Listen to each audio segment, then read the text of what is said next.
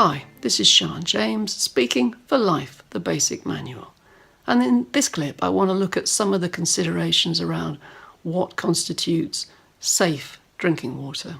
I am particularly speaking from the perspective of a first world inhabitant living in an industrialised place. Obviously, for vast swathes of our species, there is no such thing as access to safe drinking water. In my own country, in the UK, we have water that is safe to drink from the tap, but it does have issues. It has a wide variety of chemical disinfectants in it, which can have negative consequences. We've had times of exposure to industrial and agricultural pollutants. Many people are also unhappy with the fluoridation of our water. So what does represent safe drinking water? Now, I don't have a smart answer to that, but what I do have a suggestion that you bring to bear in terms of your water is think about what matters to you. Think with situational awareness. Don't assume that because the house you're living in is relatively modern, that it won't have an issue with contamination from metal pipes. Lead was phased out of most of the building here, but many of the houses, not actually that old, still do have lead pipes. Lead is a nasty contaminant, as the inhabitants of Flint have found out, and once the damage is done, it's done, and it's particularly severe for those who are exposed to it in early childhood. So think about where your water is coming from.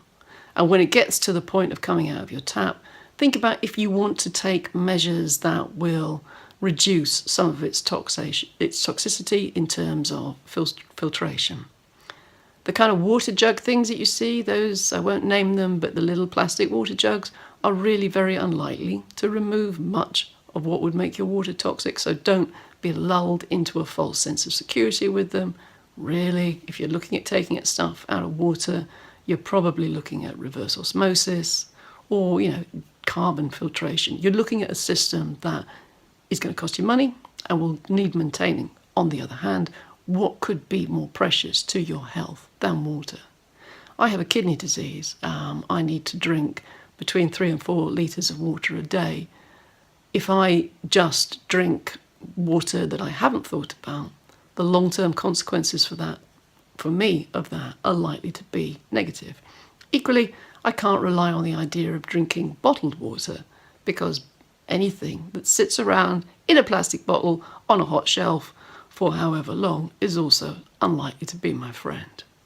So there aren't any really smart answers to this, but there are definitely answers, and you will find your own.